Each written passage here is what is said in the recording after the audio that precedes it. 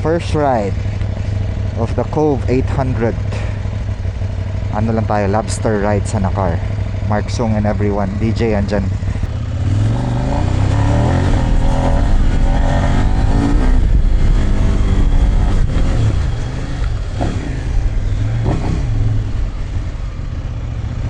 Sarap. Ang gaan.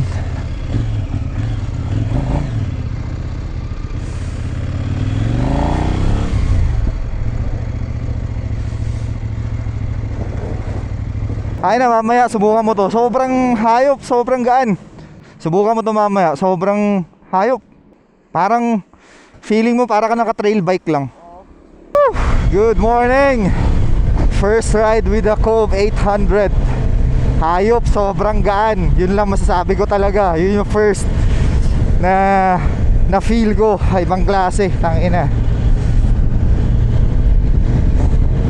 Parang ano, para ako naka-bisikleta, para ako naka-e-bike. So, ngayon, kinuha ko tong bike kanina dun sa FJ Moto. Tapos nag-breakfast na kami dito kina Mark Sung sa Tanay. Punta tayo ng Nakar tayo. Pero ano lang, hanggang Dapi Rocks lang, magla-lobster. Tamang chill lang tayo. Ano lang to, kumbaga break-in ride and then get together, tambay with Kuya DJ and friends. So si Inigo nandyan, Mr. Grit, Ralph Ramento, na airpods niya andyan, Mark Sung, Kuya DJ, Bon Jojo andyan. Hayop, ang ganda ng motor, ang gaan, pang klase talaga. Medyo behave lang ako ngayon kasi nagpalit na akong gulong, naka-nabi tires na ako and basa yung daan. Doon tayo magkakaalaman sa back road pagpasok natin ng Nakar. Kasi naka 80% off-road tires tayo. Pero yep, so far ride modes, rain, comfort, sport, off-road, and user-defined. User-defined, i-figure out ko pa to, pero ngayon na-comfort lang ako, na medyo nahinaan ako sa rain, which is yun naman talaga purpose niya, para hindi ka mag-skid or para makontrol yung power ng motor. Pero ayoko lang ng medyo pag umo-overtake ako na parang mahina. Kaya comfort lang tayo, comfort. Yeah. Rainy day. Unang sampa pa lang dito sa Cove 800. Ramdam mo na agad yung gaan, tsaka yung power sa pag-throttle. Pag naka-sports mode, pucha. Sa throttle issue na nababasa ko so far, hindi ko pa nararamdaman. Pero yeah, so far okay naman. Pero tignan natin habang ginagamit natin in the days to come. Tsaka isang maganda dito, nalilipat ko yung riding modes on the fly. So kahit tumatakbo, siniswitch ko lang dito. Nakakapagpalit ako. Hindi mo na kailangan ihinto.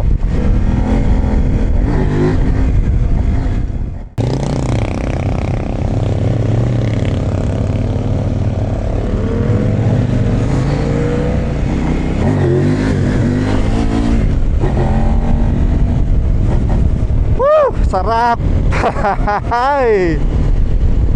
Ang gaan! Uulan na.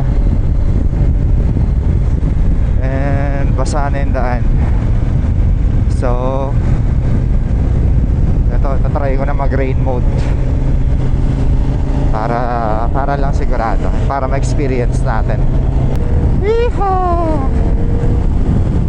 Pababa na tayo dito sa Quezon, dito sa Infanta, puntang Nakar. Woo! Okay na, naglolo ko yung mic ko, sana naririnig nyo ako.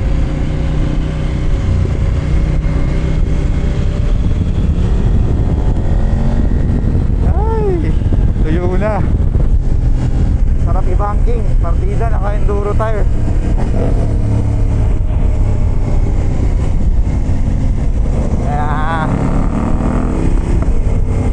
Come on, come on, come on.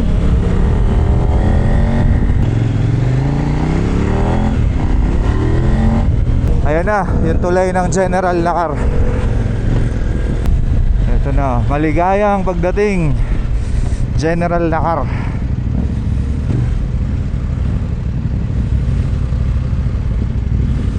Gusto ko na magtanggal ng kapote, ang init na. Dito tayo sa munisipyo. May meet natin si Francis Rozul, ang anak ng dating mayor.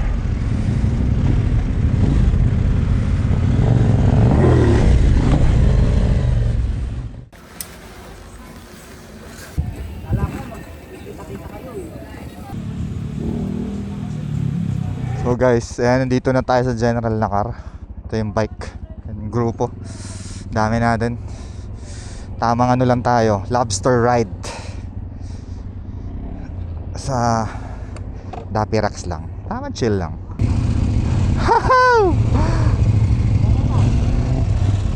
Ngayon, time naman subukan sa rough road. Subukan na natin sa pavement. Dito naman sa rough road. Here we go, here we go.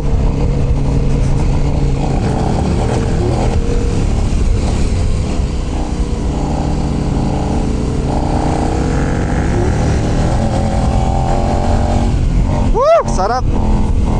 Parang ako naka-dirt bike. Oy, ang inanggaan. Suspension, ganda rin. Mas maganda suspension ito kaysa sa stock na D7, or at least dun sa gamit ko. Ayok. Parang mas dito, mas tataas yung piyansa mo kasi kontrolado mo yung motor eh. Medyo magaan kumpara, well, hindi medyo magaan kumpara sa dati kong motor. Ayok. So yun naman pang observe pa natin yung motor kung anong mga difference. Uy, tumatalon. Ayop, pang klase. Parang talaga siya, laruan. Medyo naninibago lang ako sa riding position pag nakatayo. Medyo parang naliliitan ako sa bike. Pero baka lang, kailangan lang ng adjustment period. Yehoo! Ayop, ganda ng suspension.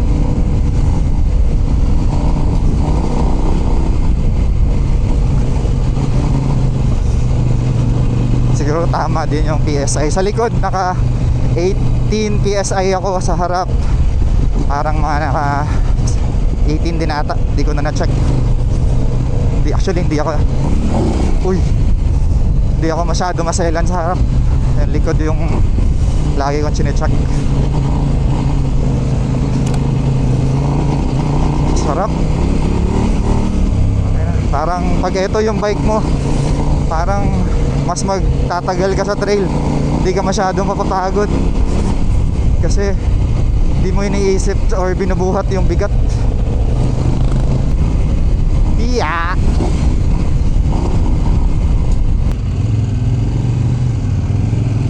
First bridge. Uy, sarap mag lublob oh. First bridge. Uy, tumalon.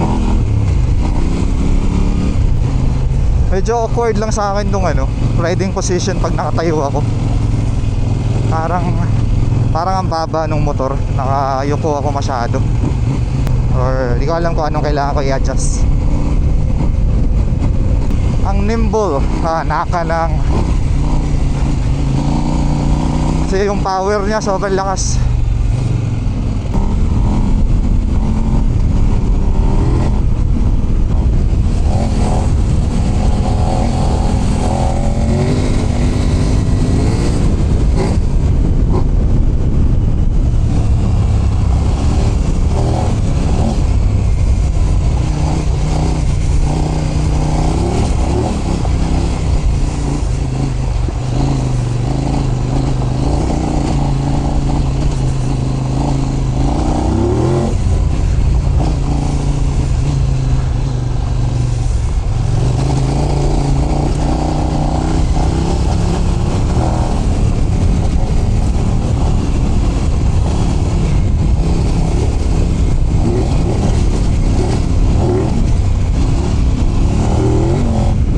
Sarap.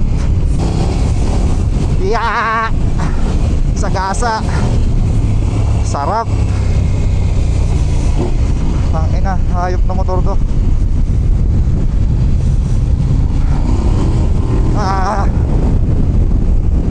Mga ilang ride pa dito, master na natin to sa mga likuan.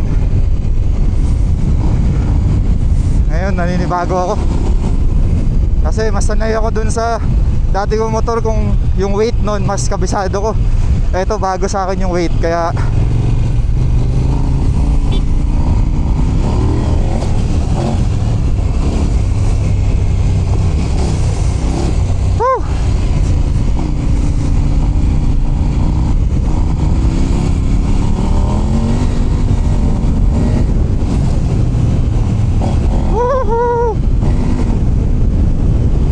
sarap, pero naninibago pa ako, nagpipigil pa ako. Parang mas gusto ko pa makilala yung bike. Mahirap na. Ay, uy, jump. Baka matsiyangkuhan. Lakas eh. Woo!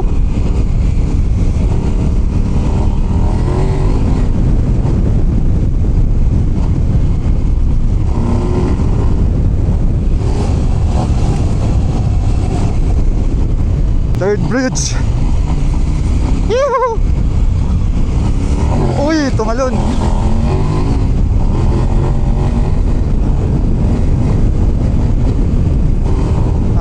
Ang lakas na to. Woo!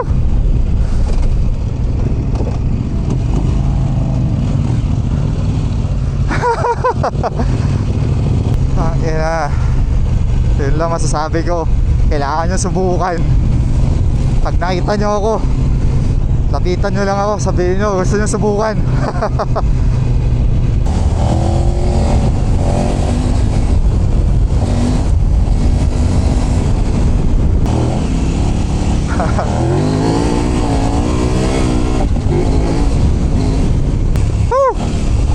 Let's go.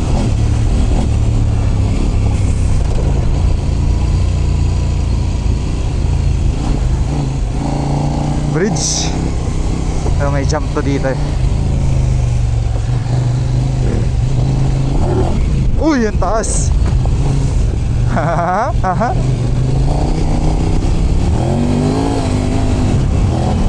Isa pang notable na napansin ko dito, yung upuan mas comfy compared sa dati kong motor. So guys, I can only compare this sa motor ko dati kasi yun lang yung magiging basis ko eh. Hindi ko naman nasubukan yung iba.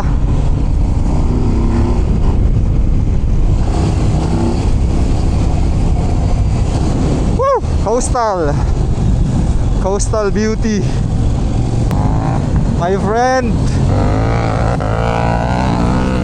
Not my friend.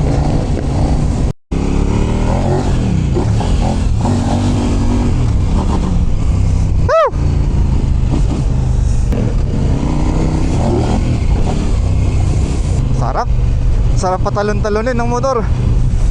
Ang gaan kasi, tapos ang ganda pa ng suspension.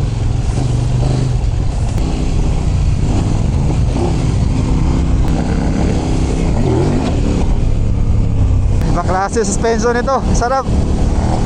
Sana lang hindi mag-bottom pag pag medyo mataas yung jump.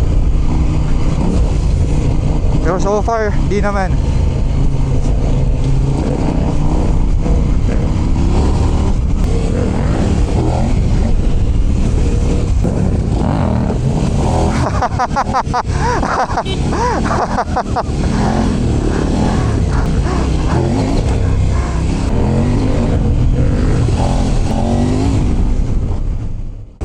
Oh guys, motor ni Ralph Ramento to. Ayun yung Cove, gamit niya. Subukan niya. Pro rider yan. Mag-e-enjoy siya dyan, sobrang gaan. Ralph Ramento. Nakakamiss din to. Magkaiba sila, magkaibang bike, parehong malakas na magkaibang character.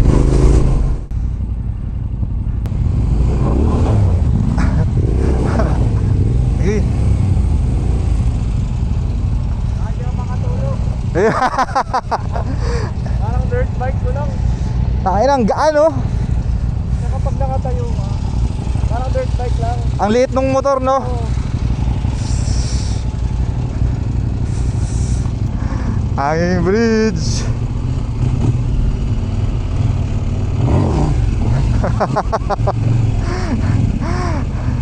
Shoot ka, shoot, shoot. Hiha!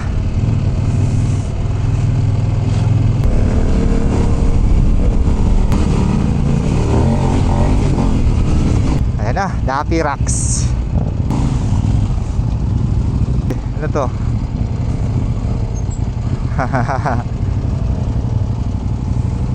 Tira.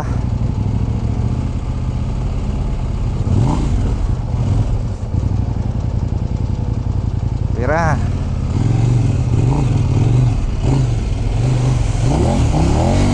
Ah, wow! Kaya parang dirt bike lang, dinaanan lang. Walang problema sa bigat. Dito tayo magla-lunch, guys. Ano tayo? Lobster, isda, tsaka squid. Yun daw yung nakahanda. Kaya na. Kira, happy birthday. Uy, happy birthday. Birthday ko ulit. Sila Mark.